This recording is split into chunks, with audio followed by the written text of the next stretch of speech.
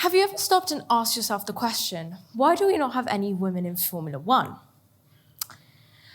Perhaps it is due to some physical disadvantages between the men and women racing. This is actually incorrect.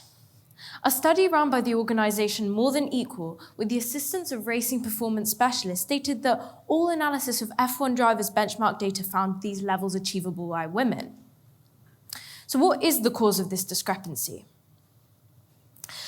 The path to becoming a Formula One driver requires constant training and financial backing from the get-go of your career, from the humble beginnings of go-karting right up to Formula racing. Women are underfunded in motorsport, and in order to break the negative feedback loops generated through years of false stigma towards women in the field, it is important we delve into the stereotyping that has been enforced from youth. The journey to Formula One starts from go-karting at around the age of 5. Only 6% of the children who go into go-karting are represented by young girls. I feel as though this statistic perfectly sums up the issue of why there are not enough women going through to Formula One. The trepidation to send forward young girls into a sport like Formula racing stems from the lack of representation on the big screens. Young people are impressionable. They are growing into the people they will be as adults. They have inspirations, role models, and surely if they see not one woman on the F1 racetrack, don't you think they'll immediately feel discouraged? Our world is extremely gendered, even to the extent of material objects. From the common classification of cars and motor vehicles as boy toys, unfortunately, the reality is that there's an ideology that women cannot and will not be interested in Formula One. And this continues for girls right up to adulthood. I think it's fair to say that women are often deemed as bad drivers, even outside of motorsport. From being labelled as the passenger princesses to apparently being incapable of parking, we are giving voice and actively reinforcing the most ridiculous and untrue stereotypes. I will point out that women do also have to pass a driving license test. And if in fact we are that incapable at driving, why is it that 4 times more men commit driving offences?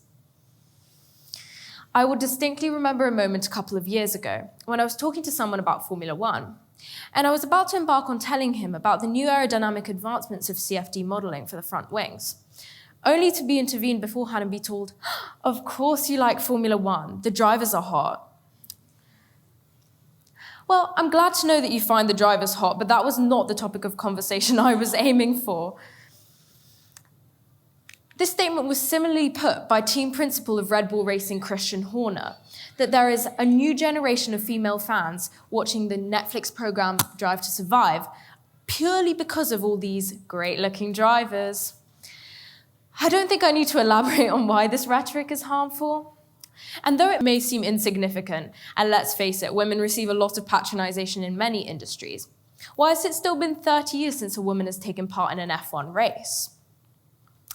Ultimately, the truth is that Formula Racing does not have faith that women can take home those pole positions and points that teams so desire. The irrational fear of the unknown is what drives the lack of women being stepped up to race, a vicious circle if I've ever seen one. It is no secret that beyond the driver's seat, Formula One teams employ up to 1,200 people working behind the scenes, creating the cars that are driven, as well as tackling publicity, management, and journalism. A 2021 ESPN study found that only 6% of the engineers working for the largest F1 team, Red Bull, were women, showing the severe lack of women in the technical workforce. The hesitance to hire women goes beyond the racetrack and is shown by the lack of trust that Formula One teams give to their female employees. In the last few years, my goal to work as an aerodynamic engineer for an F1 team has only increased, and an inspiration of mine has always been Bernie Collins. Collins is a performance engineer, and she works with Aston Martin currently as their race strategy engineer. She started her career working in McLaren, and later became a performance engineer, working with 2009 world champion Jenson Button. She later went on in 2015 to join Force India, and she helped the team finish 4th in the Constructors' Championship, which is a major feat for a midfield placed team. Collins is a clear example that women can and should be trusted with the technical aspects of Formula Racing too. Her incredible technical skill is not only very impressive, but it has also encouraged me to want to make a valuable input into motorsport in the future. The F1 Academy was created in 2023 as the first all-female championship made to develop and prepare female drivers to eventually progress into main junior categories like F3, F2, and F1. It was, however, not the first attempt to get more women into motorsport. W Series was created in 2019 as a free-to-enter only women's championship. Unfortunately, but perhaps predictably at this point, their funding fell through, and by the end of 2022, the championship was no longer run. The progression of any of the drivers into main junior categories was not achieved by anyone, not even Jamie Chadwick, three-time W Series world champion. The clear lack of collaboration between the W Series and the F1 main governing body, the FIA, meant that there was no real clear routes for the drivers to progress into F3, F2, and F1. Hopefully, the fact that this new academy was created in collaboration with Formula One means that there should be a direct access route for these drivers into F3, as the teams they currently race for are already established.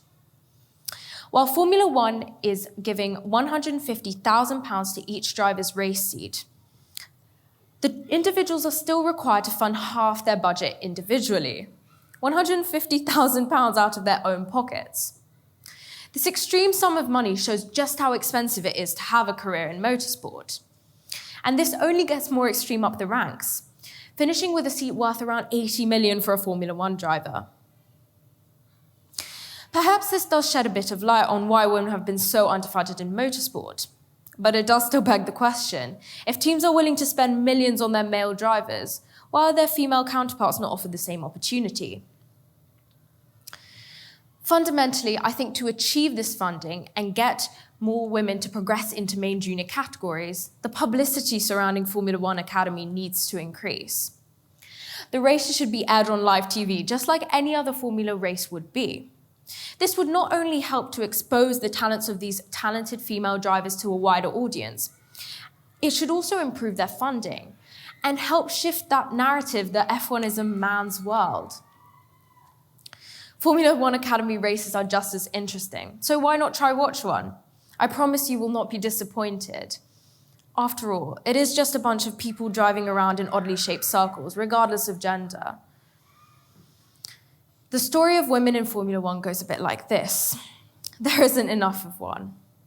I don't want this talk to end on a bleak note, as there are some women right now thriving in motorsport. Abby Pulling, for example, who earlier this year was the first woman to win the F4 championship. But if I want you to leave this talk with one message, it is that more that we stay in this comfort zone of keeping the sport male-dominated, the more the stigma surrounding female drivers festers and grows.